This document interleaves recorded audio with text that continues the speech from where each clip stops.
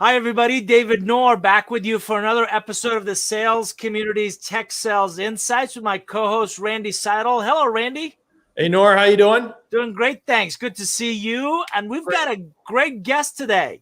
Yes, absolutely. And this is, I think, episode 43, if we have that right. And if you look on our site, I think we're booked through December at this point. But really excited. Mark and I actually have not worked together at the same time, but have kind of been in touch, have compared notes, and he's developed to be a fantastic sales leader and has taken a lot of his best practices and I'll say rinse and repeat it across several segments. So I think this will be a fantastic time on Tech Sales Insights. So thanks, Nour, for co-hosting and doing a great job as you always do. And Mark, welcome.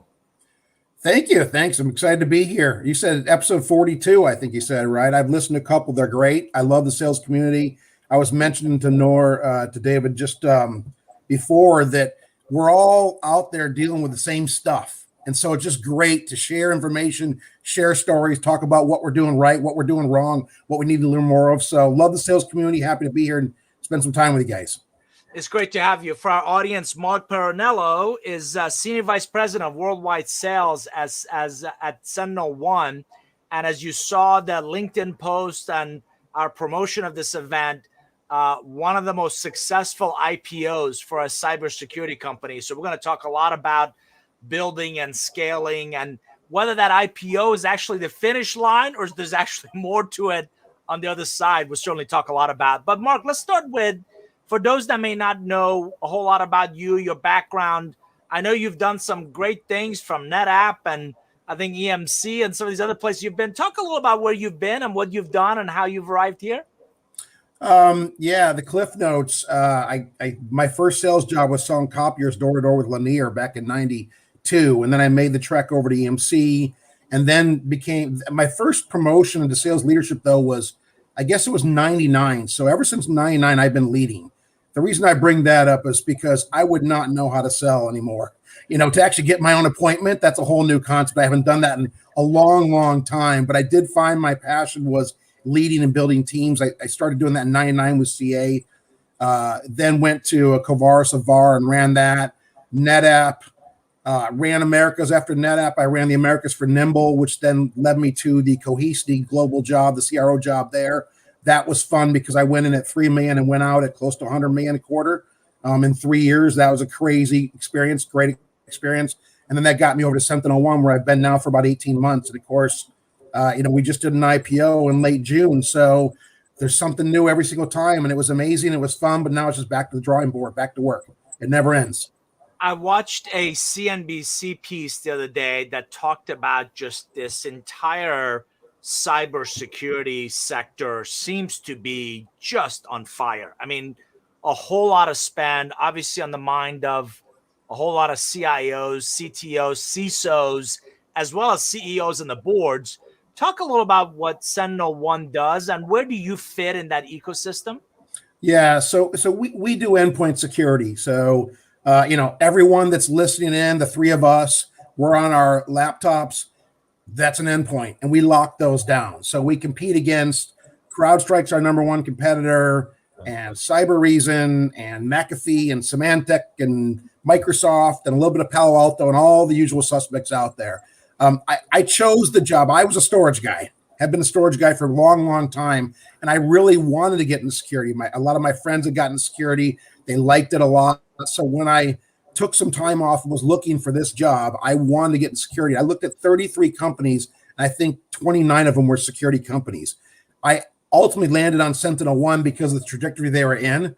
I felt like one, working from home, working from anywhere is where the market was going. Remember, this is pre-COVID, right? So I knew that that's where the market was going. We all knew that's where the market was going. And locking down those endpoints would become more and more strategic to, our then customers. That digital transformation process. So I picked SentinelOne. I vetted it hard. They vetted me. They had some leeriness around me, I think mostly because a storage guy making the trek into security. I think once they got comfortable with that, they brought me in. And so it's worked out great. It's been an amazing run. Again, 18 months, not only the IPO, but another hyper growth scaling company. It's been fast and furious. Randy, you and I've seen, and it seems to be a trend of really bright, sharp, competent, capable, storage guys going over to cyber. Talk about that a second. Yeah, and I'll love Mark's opinion, but it's amazing the recruiting business. I work with some of the security companies that say, "Oh, you need somebody with security DNA." And I said, "Well, you just I would argue no. You just need people with great talent."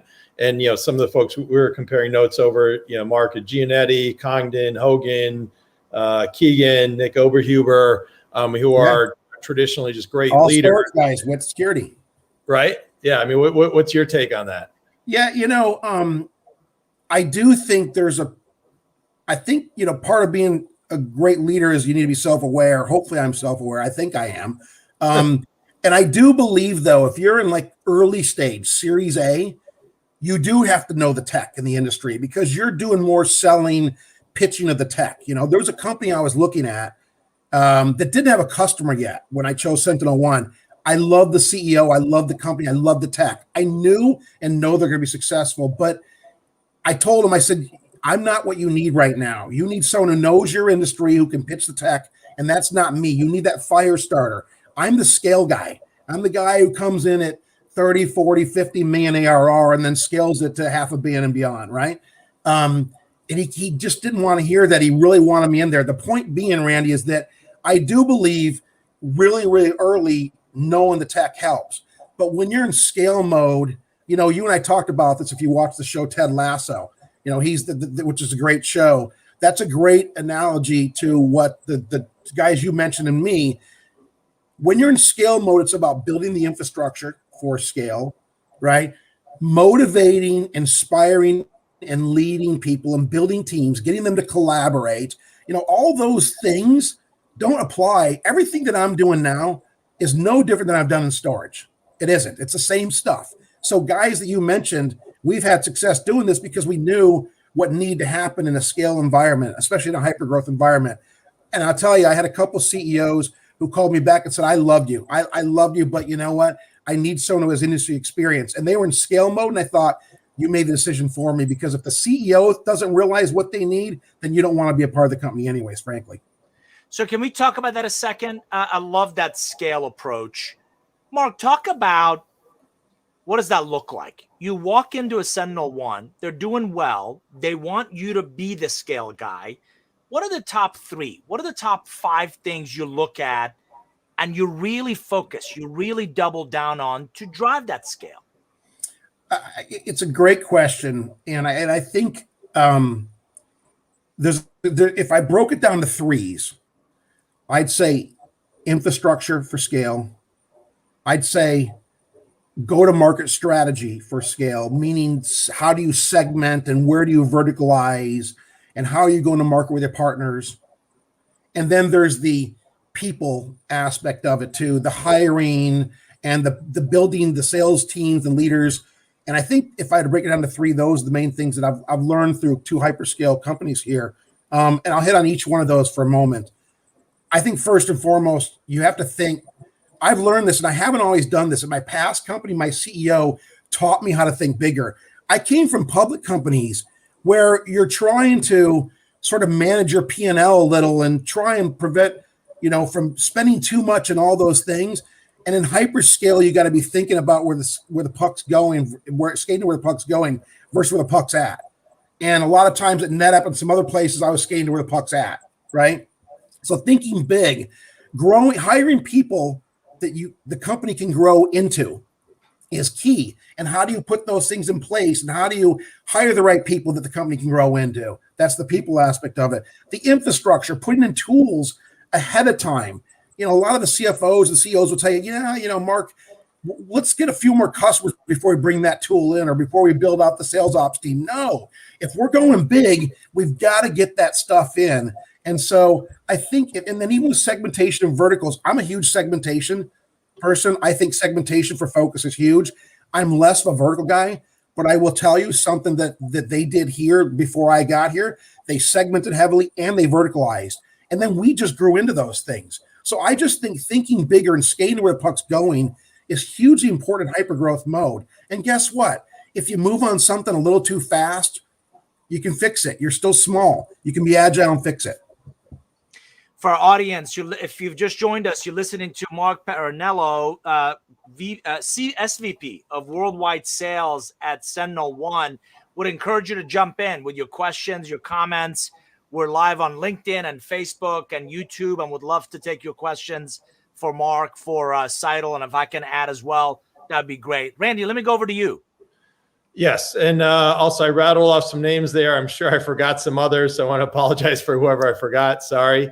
So Mark, getting back to the kind of going from either kind of storage or other kind of industries to security. Obviously, you've done fantastic. What about as you look at maybe any of your leaders or even individual contributors that are not from security? Do you look at hiring any of those backgrounds for kind of first-time security sales jobs? It's a great question, Randy. I think in the early stages, it really does help to have domain expertise. Now where we're at, in terms of SentinelOne, we're now hiring people that are more platform sellers. But in the early days, we were hiring very specific, mostly only security people. And those first line managers that are scaling the business were primarily mostly security people. Now, as we've scaled and we're trying to look to grow, again, that concept of grow and hiring people you can grow into, now we're not as focused on security people. It's a nice to have. If you got two and they're exactly even, you're probably going with the security person, right? But now we're trying to hire more people that the company can grow into and that know what it needs to look like 6 months, 12, 18, 24, 3 and 5 years out. So let's talk about it a second.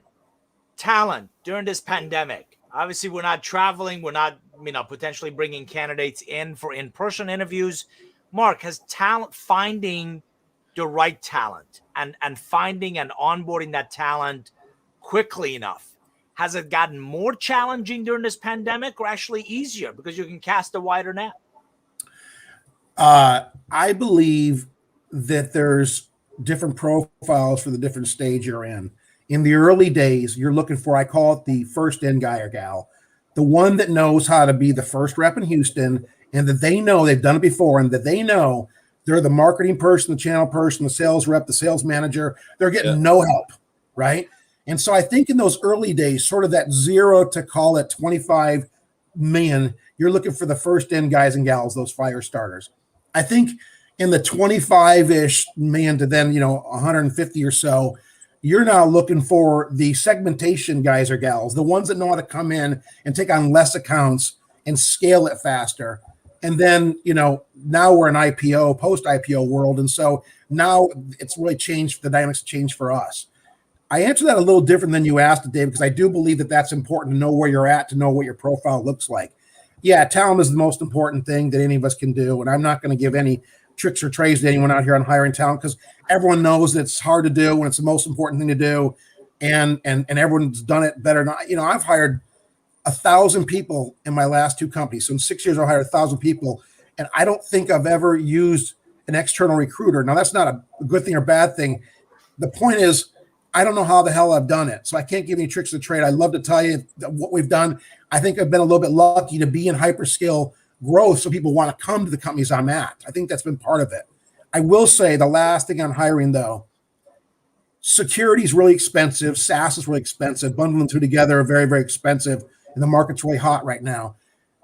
As a CRO, you got to get the E-staff aligned on the principle of what do you want to be? What percentile do you want to be in? Because if you go bring on Radford or someone like that, Radford's got 340 customers and they build you into, those 340. And so some work for you, but some are copiers, pharmaceuticals or whatever. And so if you have a goal to be in the 70th percentile in pay, that ain't going to work in a security SaaS world. And every single offer you're going to have is going to be 95th to 105th percentile. So getting E-staff aligned on who we are and what we want to be is really key to hiring.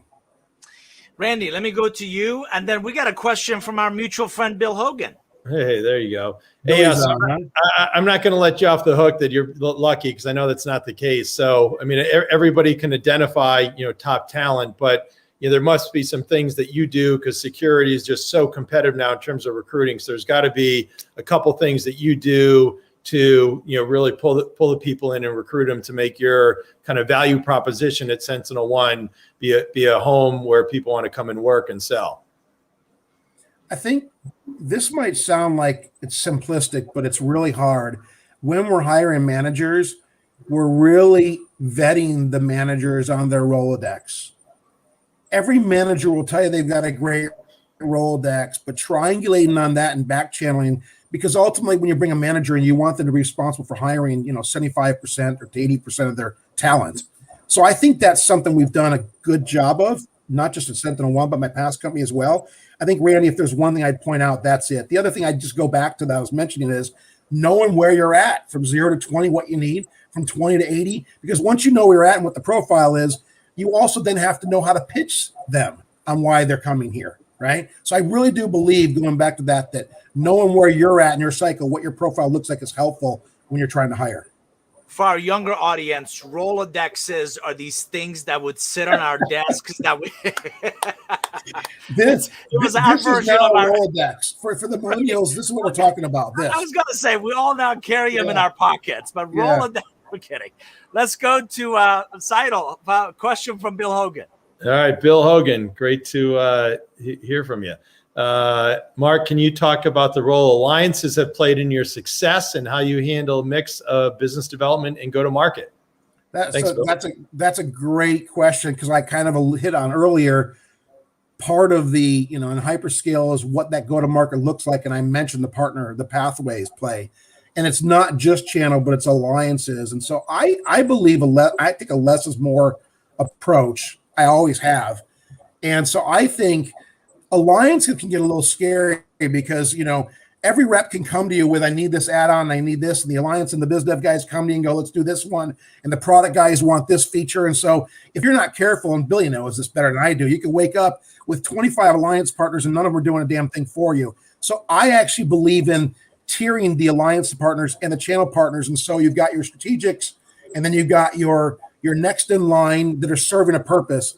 And I do believe from alliances perspective specifically that you can do it a host of ways. You can have OEMs, you can have sell to, sell with, and I think in staying creative on that is really, really important. But I will tell you, alliances is, I've been fortunate to be surrounded by some really good alliances people. It's not something I've ever been that great at. I think I'm good at partners and channel concepts, but I've never been as good at alliances, frankly. So I think, and I know Billy's done this as well, hiring a great alliance partner, alliance person to surround yourself with, who's an animal, who can attack and knows what to look like and get in sync with you, is really important as well.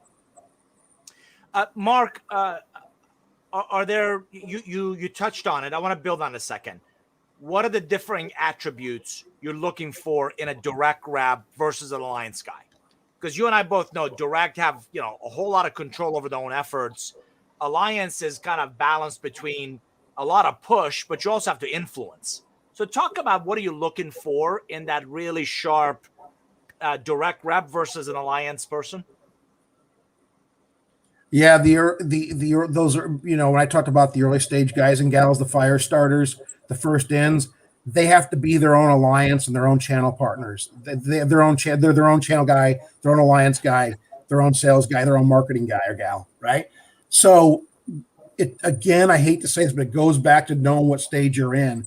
And early, you want the rep that can be all those things. Equally, though, you have to be careful with some alliance and biz dev people, because if they're more product focused, they're really good at product. So the good news is they know how to strategically snap in the alliances you need in their product to scale it. But there's got to be some real life sales sense there to be able to go to market with. And so I think when you're looking at the salespeople, you're trying to look for people that know how to partner and do alliances and channels and do that well. And when you're looking for the alliance people and the channel folks, you're looking for that are really at heart salespeople, and therefore still animals and attacking and trying to kill that animal out there. Does that make sense? It's a combination. Like you want both in each. If that makes sense. It absolutely does. So obviously we're talking about, one of the most valuable IPOs in the cybersecurity space. SentinelOne went public, I think June 30th. I think the IPO price was 35. As of today, it's 59. How do you explain that? How do you? Yeah, that's the other thing. You don't look at the ticker. No, I look, but I haven't looked today. I haven't looked this week. 15. Just to be clear, $15 billion. I know you don't look. I just looked it up. Over $15 billion. That's ridiculous. We have a lot of work to do. I'm telling you what I've told my sales force. And I sent this email off. You said June 30th. That's right. That was a Wednesday, I think it was, right? On Monday, I sent an email off the sales force that said, we're in chapter 4 of a 12-chapter book. Yeah. 70% of SentinelOne sales folks have only been there less than 2 years. So we have a bunch of people, a group of people who feel like it's chapter 10 in a 12-chapter book, but we've got 70% that is chapter 4 or less. Hell, we probably have 50% that are chapter 2, right? My challenge and my mantra has been stop looking at the damn ticker because you can't do a damn thing about it. Go out. What you can do to drive the stock price up is execute every day on what you have in front of you. And that's the only thing. So that's been my challenge, I would say. And it's been my mantra, which is nothing's happened yet. You can't sell. You can't do anything with it. We want to go off and execute and earn that right? You mentioned, Randy said 15 billion. We have to earn that, right? That's baked in because the market, the macroeconomics, and we've been very successful, but we got a long ways to go, a lot of work to do in a post-IPO world.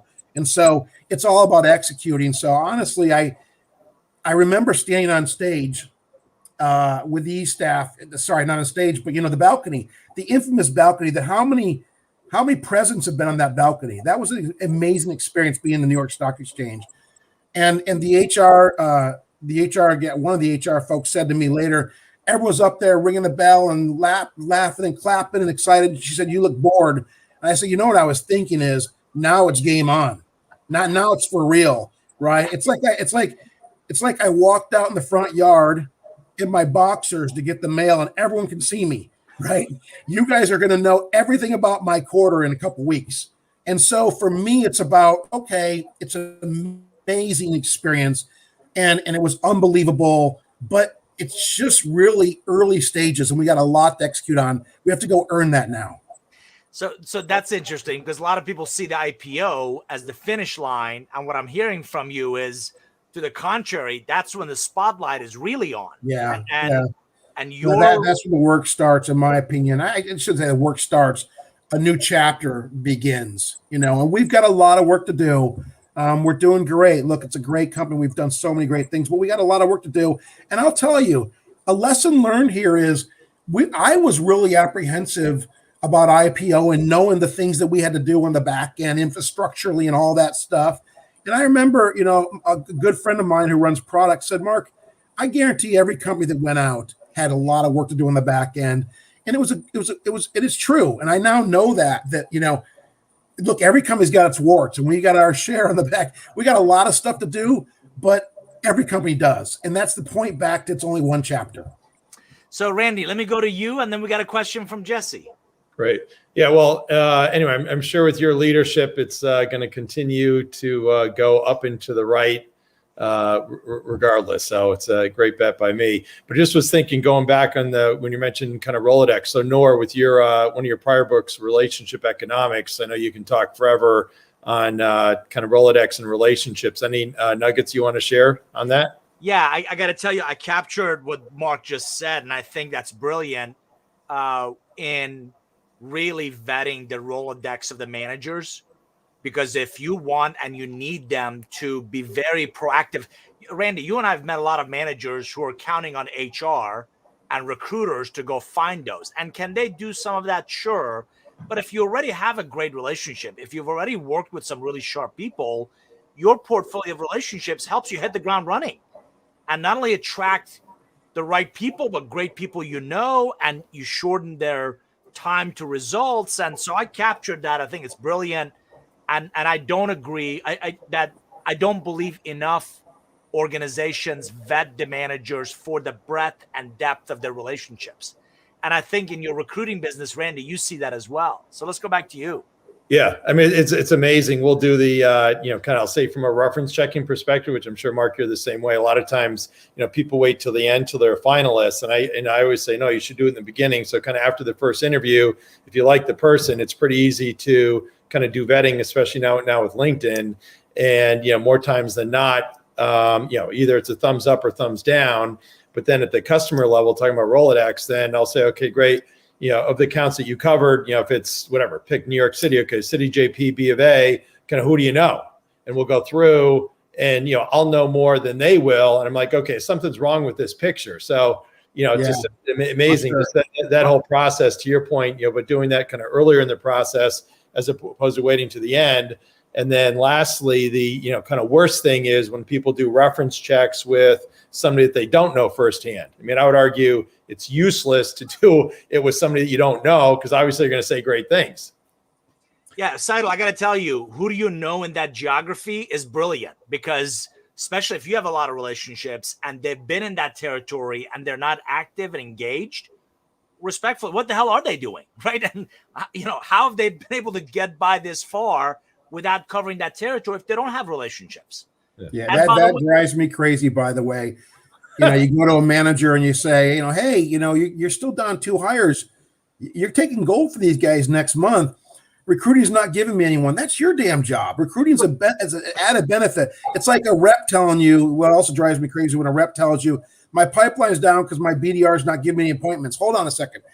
We pay you to go get your own pipeline. BDR should be icing on the cake, right? So that's how I look at those things. Yeah. So we got a great comment by Tim. Mark, great insights. The IPO does not mean the work is done. Absolutely right. Look at this. Randy Seidel, Matthew's joining us for the first session. Very informative. Mark is excellent. Well done, Randy and David. Thank you for that. All right, Matt, thank you. And we got a question from Jesse. Jesse, Mark, the average Rev Ops professional gets paid $150K plus 10%. The average enterprise rep gets paid $220 to $300K, hopefully more if they're selling more. For an ops tech focused sales professional, why would you choose the profession of Rev Ops? Do you find Rev Ops to be an important role? And maybe I'll kind of chime in there as well. It might be good for you to comment on the role that Clary and some of the sales tools makes. But I know you're from our prep a big Clary fan as well. So maybe comment on that in Rev Ops. Yeah, so Jesse's hitting on something that's really, really key. I touched on it earlier around, lesson learned and hyperscale, which is getting some really good Rev Ops people in early. I think he's right. I saw the 150 plus 10. But that's for in my view, traditional sales ops people who are doing the work. I think early you got to get an expensive, valued Rev Ops VP or senior director in place early. I've been able to do that the last couple of companies. Someone preferably who really can talk to finance on your behalf. I don't know about all the other CROs on the phone. I don't talk finance. I'm not good at it. So I've been able to hire someone who has a finance background, who understands the business and is operations sound, and can marry what sales ops needs with what the business needs, and then go triangulate that with finance. I think part of the success that I've seen the past 2 companies is hiring really good Rev Ops people early in the process, and then building the tools and the infrastructure to scale. Commission tool got to be implemented early. By the way, I say that, and I kid you not, we don't have our commission tool implemented here yet. So back to we got a lot of work to do, but we did it early at my past company, and it works. Again, tools that the company can grow into. Clary, Randy, you mentioned Clary. I can't imagine living without Clary. It's predictive analytics. It's a tight, nice forecast. I could never run a forecast. In both companies, by the way, my last 3 companies actually, my first quarter of roll-up was from Salesforce, and it drove me batty. I would never do that. I can never do that. In every case, we brought in Clary, and then I can take a deep breath, and then it's just about enabling the people to get on board. Again, back to tools, infrastructure, and operationally being sound early. And so, Jesse, your point on the 150 plus 10, I think that's about right, but I would even go bigger. I think early on, you got to get that expensive Rev Ops person to help you scale the business. So this is actually, Hogan has got a great question on that. Mark, do you like Rev Ops inside sales or inside finance? Where should they structurally kind of live? I know Billy well enough to know what he thinks. I vehemently disagree. Finance would like to have Rev Ops inside of them because it's control, but Rev Ops is a sales function. And that's why I go back to my point about if you get what I've done in the past and been fortunate to have this, if you get a RevOps person that knows finance, that has a finance background and can talk to them, then I find the finance people going, he or she's one of us. We're good. Okay, sales, you keep it. I'll talk to them. On that note, finance needs data driven, not your opinion, respectfully, not your opinion, not anecdotes. Right. I've been doing this for a whole bunch of years. Here's what I think. They want to see the data, and they want to see justification for certain investments or certain. Absolutely. I had my CEO at Nimble used to say, he's like, Mark, you're always talking about anecdotes, and Nimble was an operational machine, right? I mean, unbelievable. I learned so much there. I snapped into that and learned a ton, which has really helped me in the past 2 companies. And Suresh would say, Mark, you're always talking about anecdotes. And I'm like, yeah, because I'm good at them. A and B, I'm right. And I had to learn that you need the data behind those anecdotes to actually get people convinced. I don't want to make this a commercial for anybody, but here's Brandon jumping in that's saying Clary's also amazing. For our audience who may have never heard of it or know anything about it, Mark, can you just give us an overview of what is it? What does it do? Why are you a big fan? It's a forecasting and predictive analytics tool. It does a lot more than that. It'll give you amazing dashboards, very succinct and granular dashboards. But at the heart of it, it's AI. And I'll tell you, it starts with enabling and properly and putting the data in like anything else, right? The better the data is, the better it gets. The reason why it's so important to put it in early is it learns your methodology, your linearity, your seasonality, and the predictive analytics are unbelievable. This thing is always pre-quarter. It's usually predicting me to be somewhere in 10 to 15%. Sorry, somewhere in 3 to 5% of my forecast a quarter ahead of time. Love it. Randy, let's go over to you. 2 questions. First one is, I assume Clary must be a customer. No, we got to work on that. They're not. That actually pisses me off, but that's okay. Well, we're working on it. All right, and, we'll be good to them. All right, maybe Kevin or some of the team are listening. We'll see. Yeah, we'll let them chime in. But kind of going back on the tools concept.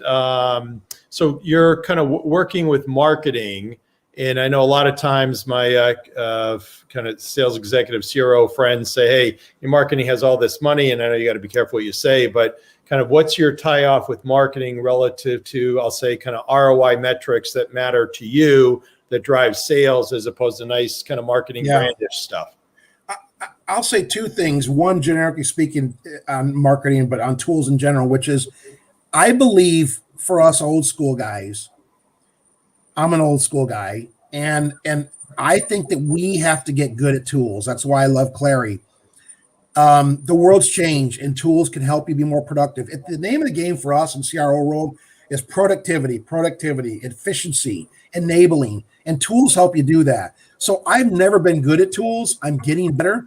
It's a process, but I think at the end of the day, tools are essential to people like us that are leading groups of people and trying to scale out. So 1, tools matter. Marketing is usually a lot better at tools than sales. And I know that my marketing organization has tons of tools that they love. So if you go into a company and you got some CMO who's not using many tools, you better figure that out quickly, because you can't live without marketing tools that give you the ROIs you need. The other thing I'd say, tying off to marketing, Randy, I think it's an interesting point here, and I've evolved. When I was NetApp, Covaris before that, I was that proverbial sales leader that didn't get marketing at all and thought marketing should give me my lead gen and get out of my way type of thing, right? And then I learned at Nimble that how effective marketing can be around branding and awareness to help you. And so I sort of switched my perception. So when I talked to CMO at Cohesity and then the one here, SentinelOne, I switched and I was like, lead gen is an icing on the cake. Whatever you give me is fine. I want the money to go into branding and awareness. Because when you're in hyperscale, you need to think, look, and act bigger than you actually are. If you're talking to JPMC and you want their CISO or their CIO or their VPs to have heard of you somewhere and to seen you. And the millennials are spending, now we're selling to millennials. We weren't 10 years ago, but we're selling to millennials. We're cutting $3, $4, $5 million checks. Guess where they've always got their information, right? From digital, social media, and things of that nature. So my point on marketing, Randy, is that I actually evolved and started saying to my marketing folks in the last 6-7 years, give me awareness, give me branding, give me fizzle, give me pizzazz, lead gen. I'll worry about that later. I have to ask, is Randy Seidel having a twitch right now? Because I've heard him say multiple times, marketing is wasting money that could be better spent on sales initiatives. Randy, your turn. Yeah, so I'd say Mark, maybe trying to suck up. I'm not sure, but I think it's just in his case. I think for kind of where they're growing in the trajectory, and he probably has a handle on having a great offering, and maybe they don't have the needs for MQLs and SQLs that a lot of other companies have. But I would still for sure argue that in terms of that budget of what marketing has, and there's some amount that is that kind of branding awareness, but then there's some other amount that is tied to leads and some other things, and maybe a longer discussion. So hopefully Mark's not offended with me agreeing on that. Let's hit on that point back to my original discussion, which I've talked about a few times. Knowing where you're at in your process, Randy, you're probably right. If you're running a $600, $700, $800 million, $2 billion business, lead gen becomes the thing, the MQL and all those things. I'm referring to in that hyper growth mode that I've been in that now for 6-7 years. That's where I wanted marketing to give me the fizzle and the pizzazz and the, so I think it's knowing where you're at and what you need. And we're going through that right now, by the way, where I think we're transitioning. Now we're IPO, people know us. So now we're transitioning. Okay, now we need more lead gen. And so it's constant loop, right? It always evolves. And I got to tell you, with some of that more publicly traded company relationships I go to, they care about you sponsoring or showing up at the Wall Street Journal cybersecurity conference. They care about you having an article or being mentioned in a Forbes article or an interview. Those are the kinds of things that are social proof and credibility to not just those guys, but the board member who's going to ask at that next board meeting, hey, who are these SentinelOne guys I just read about? And that's not lead gen. That is air cover. And that's not going to contribute to a quarterly number, but it's air cover that makes that enterprise guy's job a hell of a lot easier when the board is asking the CEO or the CISO, what do you know about these guys? Yes. So we've got I think we have to say people. We can't say guys. I apologize. That's correct. You are correct, sir. Randy's keeping me PC. All right. We got a question from Richard Dyke. All right, Dykester. Great to see you. Mark, did you find it difficult to train and motivate remotely with COVID, no in-person company kickoffs, et cetera? Or do you find this all worked with your remote philosophy? Any tips or tricks? Great question, Rich. Thanks. Yeah, remember, it is a great question because I went to Tel Aviv for kickoff, New York, RSA in San Francisco, then Austin. We got shut down with COVID. So here I found myself sitting in my house trying to lead an entire organization who didn't know me. And in the past, I'm a field person. I'm out in with the troops, calling earn the right, travel to the customer, travel to the partner, 300,000 miles a year, flying everywhere, build that relationship. So it's a great point. I had to start, we have an all hands, like every company has a quarterly all hands. I started having 2 all hands, sales all hands separate. So company all hands, then I do a sales all hands, and I'd get really granular, and I'd spend a lot of time on those hours. Then I'd have a mid-quarter update. So I started weaving in things to do differently, to articulate to the field, to make them feel like they knew what I was working on because I was new, right? So, and I would also we have this thing we do on Saturdays where we send out our CMO is really good at sending out a marketing summary of wins and all this different information. I would periodically do a video. I was a broadcaster before my sales days, so I can actually just get on camera and kind of talk and maybe bullshit a little bit, right? And so I would do a video, and it would be like 2 minutes, and I'd be like, guys, here's what we're working on. Here's what's going well. Here's what I'm thinking. Can't wait to get everyone together, blah, blah, blah. And I'd send that off. And so there were some tricks that I would do. I'm not sure they worked great, but I was very cognizant that I was coming into a new environment. They're all like, who's this storage guy coming security? So I was throwing all hands and videos and things at them, telling them what I was working on, where we were going, And I always say it's the what, the why, and the when. You're segmenting, you're verticalizing, you're changing the comp plan, whatever. That's the what. The why. Why are we doing it? What does it mean to you? What does it mean to the company? And then the when. Best as I can, here's what we're talking about doing it, and here's what we're thinking about. I was constantly doing the what, the why, and the when, so that they felt like they're a part of things and understood the things I was working on. Because guess what? I wasn't in front of customers. So they're like, who the hell is this new guy? What's he doing? Seidel, you're going to love this. I was cleaning out my garage. I found a box of old Silicon Graphics material, and SGI used to send out, I kid you not, these cassette tapes. Again, for our youngest audience, cassettes we'd put in our cars, because as you would drive around to accounts, you would listen to exactly what Mark just mentioned, success stories, who's won what, how did the Harley rep get a bunch of SGI gear in there, those kinds of things. So I reached out to a client, and we're going to launch literally weekly interviews where it is just a 2 to 5 minute video update on kind of what's new, what's happening, success stories, just to get it out in the field and get them reconnected, re-engaged into some of those things. Mark, I think that makes a huge difference, particularly when people are remote. We can't see each other. I'm not coming into the office. So keeping them engaged with success stories, I think, goes a long way. So kudos to you on that one. Let's see. I think Jesse's got another great question. Okay, Jesse. Never shy. Mark, CrowdStrike, I guess you might be familiar with CrowdStrike, spends $166K on Google Ads. SentinelOne spend $52,000 on Google Ads. Question, do you see the value in your inbound leads? Do you see your competitor enough to justify their 3x spend on ads? And I'm going to assume that's probably a monthly spend number. Yeah, it's a really good question. This kind of ties back to the point about marketing spending money on awareness and branding, because we bang our heads against CrowdStrike every damn day, right? When we're up against them, we're winning. We're in a bake-off. We win about 76% of the time against them, but we're probably only in 4 or 5 out of every 10 of their deals. I've got 170 sellers. They've got presumably 1,000. So marketing, I get back to the point about awareness and branding. Marketing's got to spend to create more awareness for us.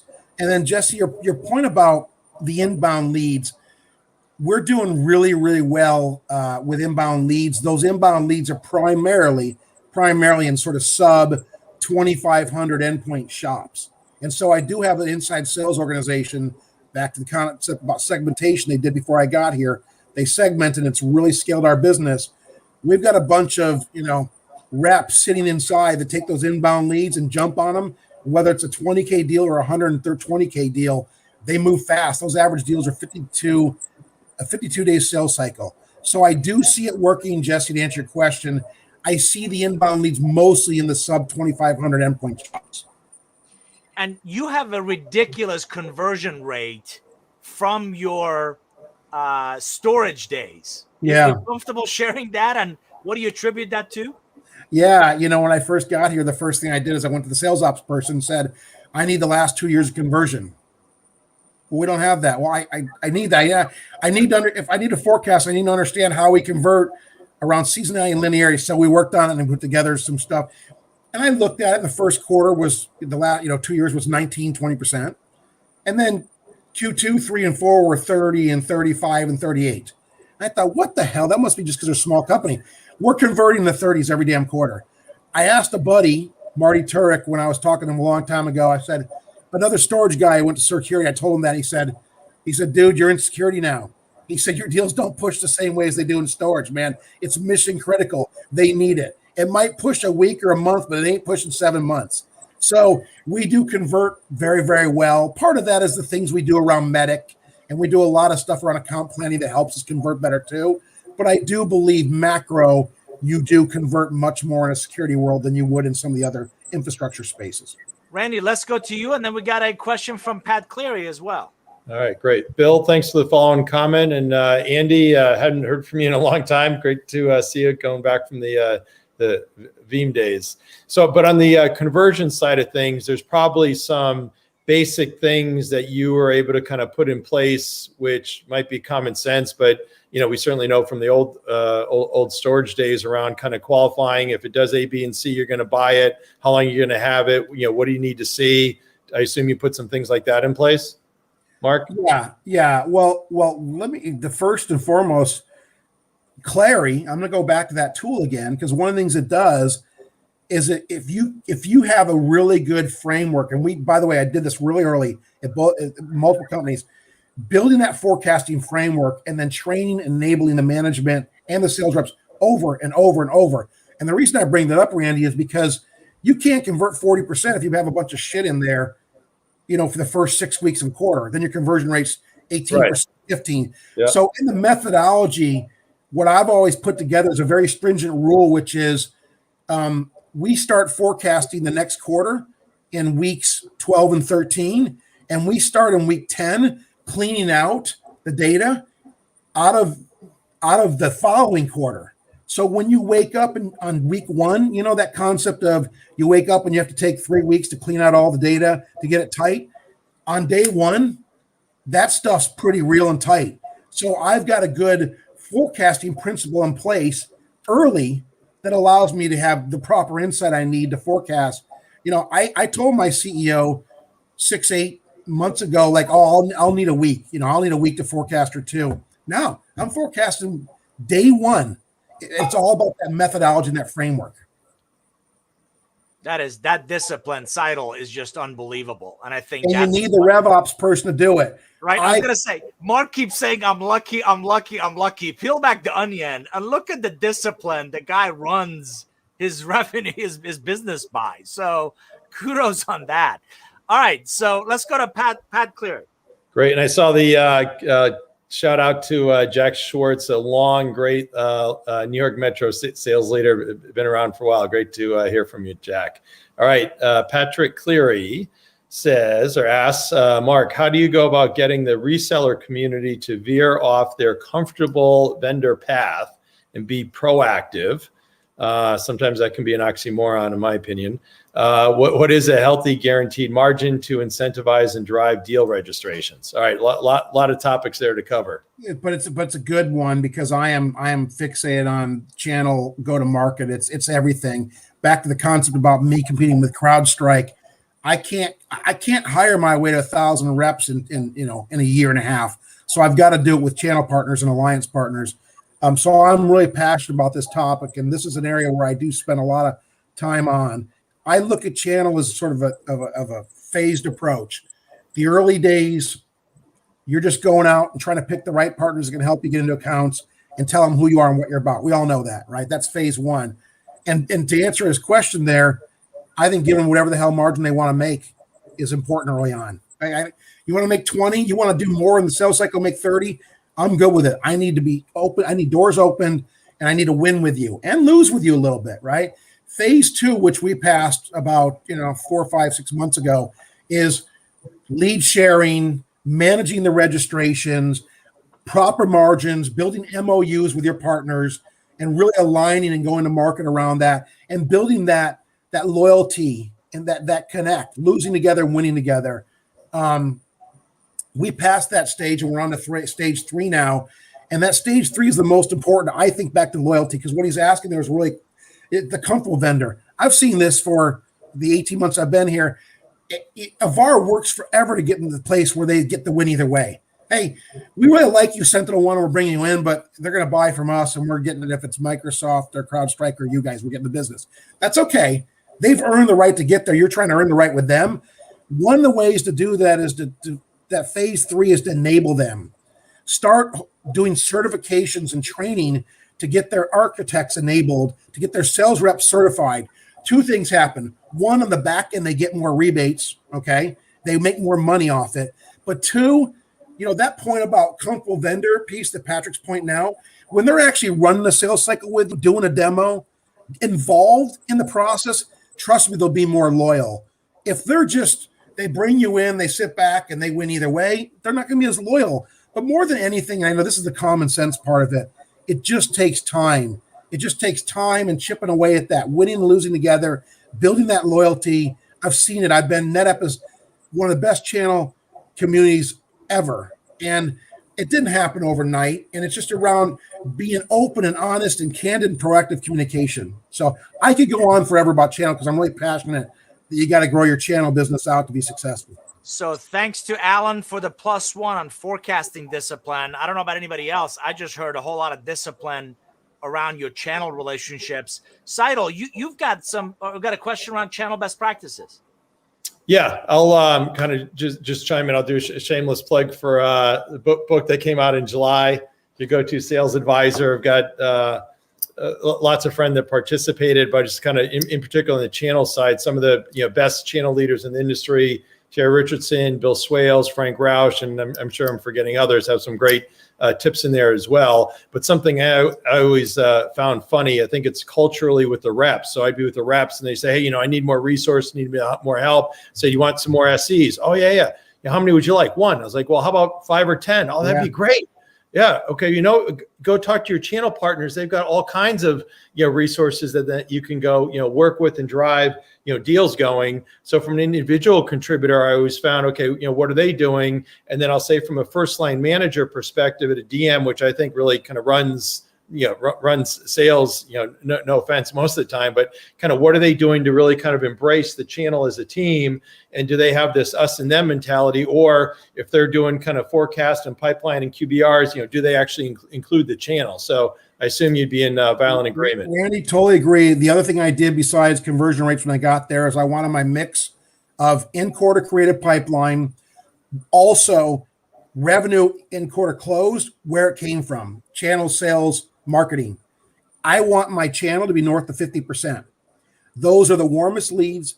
Those are the bigger deals. Those are the hotter deals.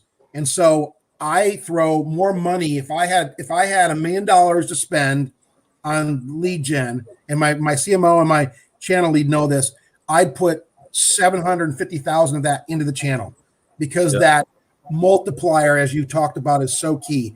So I track the hell out of in-quarter creative pipeline, where it's coming from, and then in-quarter close pipeline, where it's coming from. And then we pull those levers. We actually set goals every single quarter. If I've got to do 100 million next quarter, and I know that I want 50% of that to come from the channel, we actually break that down into the region, the district level, and provide goals every single quarter so that marketing knows what their goals are, channel knows what their goals are, and everyone's got to align to that. And to your point, the sales leader owns that as much as anyone. It's not just what's the channel doing for me, what's marketing doing for me, what are you doing for yourself? For our audience, I want to echo, fantastic book, your go-to sales advisor. I'm a bit biased, but page 52, there's a fabulous section on relationship economics. Highly, highly recommend the book. Make sure you grab one. So Jeffrey Webb, great question on, aside from clarity, what are the tools and methodology are you implementing? Mark, what else comes to mind in terms of it really helps you consistently anticipate? What I love about a lot of our conversation is you're always looking ahead. You want, with a high degree of confidence, a good understanding of what's ahead, what's coming. How do I get a better grasp on, looking ahead? What other tools, what other methods really seem to contribute to that success? I mentioned this earlier, and this is going to surprise him probably that I'm talking about a commission tool, but here's why it's really important. I believe fundamentally your participation rate has to be, in a hyperscale world, it has to be north of 60, meaning you need 60+% of your reps hitting their numbers. You need to build a winning culture. When you do that, that's great. But here's the ripple effect from that. Finance is going to start coming at you about your commission budget's too high. So if you implement a commission tool early, and by the way, this was a good friend of mine, Abby Collins, told me this a long time ago, hire a comp director early. Finance will push back. Hire a comp director early to help you. So one of the things I've done is, because your comp tool we all know this. I'm saying comp drives behavior. So you're constantly tweaking your comp plan. This worked, this didn't work. And you know how you do that? You do it with a scatter plot. You know how you get a scatter plot? With a real effective commission tool that can, every quarter, I get a scatter plot in my inbox and I analyze and go, I'm paying too much there. I'm not paying enough there. This is not working out the way it should be. This needs to change. And then I'm tweaking. So one thing that stands out to me, and it's probably surprised the commission tool and a comp director to help you lever your commissions moving forward, because it's everything. Your entire team comes there based on their commissions. You got to pay well, but you can't pay too much. Your finance will come down on you at some point. Love that. So, Seidel, let's go to you, and then I want to ask Mark one of my favorite questions. Oh, there you go. So, Nour, with Curve Vendors, which is over your right shoulder, there's a lot of great content in there, but including Org of the Future. So, if you think about some of the topics we talked about today around kind of channel, indirect, remote, kind of for our audience, any nuggets that you could pass along? Yeah, I can't emphasize enough, particularly in the hyper growth sector that Mark's in. He's doing and he's focused on a lot that he knows. The real opportunity here is to build what we call a sandbox engine and really start to go after some of those micro segments, go after new approaches to identify people that you may have not gone after before. So we're doing this for a couple of clients where we're going after a very different sector than the CISOs they've been chasing. And it's a very different conversation. I'm saying this respectfully. A lot of tech sales guys who often lead with product and demos and let me go into the technical prowess of what I do can't speak that board, that CFO language. So it's a very different way of selling, different approach. By the way, you also have very different alliance relationships. And I think that's a great place to experiment. How do we go to market very differently than we have in the past that could really provide some net new growth opportunities? So I think that's definitely something to look into. And I'm going to follow up with Mark. I love the discipline. That's one thing I'm going to remember. Mark equals discipline. Get your act together, get it done, get ahead of it.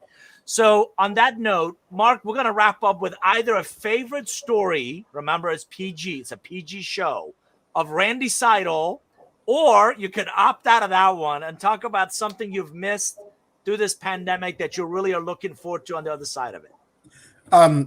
Before I get to Randy and the pandemic, real quickly, it hasn't come up in conversation, but sales enablement early in the process is so hugely important. It's something that I've thankfully been able to do a couple times now, building that engine to enable, because at the end of the day, the board is always going to want to know your productivity charts and see them. And so I bring that up only, Dave, because I haven't been able to talk about that, and I probably should have brought it up, but sales enablement and then productivity charts, however you want to break those down and showing them to the board and your CEO is hugely important in everything. I would argue those two functions alone are centered everything that you do, and I've done for like 6-7 years now. So I just had to bring that up really quickly. Oh, it's a fantastic point. All right. Story about Seidel or what you've missed in the the pandemic? The thing on Seidel is what's interesting is this is just a small world because he's got a boy now. I think he's no longer at Harvard playing baseball. Did he graduate? Yeah, he's at a small place called Alabama in Tuscaloosa now playing. That's awesome. Well, one of his boys was playing at Harvard, and one of my kids' best friends was playing at Harvard. And so long story short, we figured this out.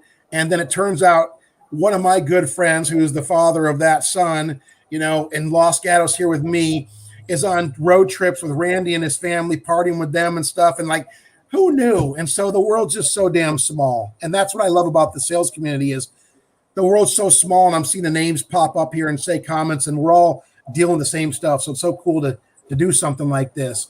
And then, I'll tell you what I'm looking most forward to doing post. I am a movie guy. Anyone who knows me knows I'm a movie guy. I'm an independent film snob, actually. I go to probably 30, 35 movies, the theater, by myself a year. And I have not been to a theater in 18 months since COVID hit. So I cannot wait to go to a damn theater. And it's just, I'm waiting for the right movie, but it's coming. Right? I don't have to wear a mask. So that's what's on my mind, Dave, about what I'm looking forward to doing. That's awesome. For our audience, if you joined us late, you missed a great one. Mark Parrinello, SVP of Worldwide Sales at SentinelOne, one of the most successful IPOs of cybersecurity companies. Mark, thanks for making the time. Randy, I'm going to give you our closing thoughts. All right, great. Yeah, Mark, awesome. Nour, awesome as always. Definitely appreciate it. For those that I know several of you are members, for those that are not, check out salescommunity.com. And next week for our episode 44, which I think it's going to be, Sue Barsimian, who's a great longtime friend, great sales leader, has morphed now into the board world. I'm going to forget some, but she's on the board of directors, Five Nines, Box, Norton LifeLock, Gainsight. Exactly. And just, fantastic person. And she's seen a lot, and I'm sure will be very insightful as well. So Mark, thank you so much. Really appreciate it. Congrats. And we'll continue to cheer from you and watch the stock continue to go and grow. Thanks for having me, guys. It was fun. Appreciate it. Love the sales community. Thanks, everybody. We'll hope to see you in the sales community. If not, next Wednesday, same time, noon Eastern. SentinelOne, we'll see you then. Thanks, everybody. Take care. Thank you.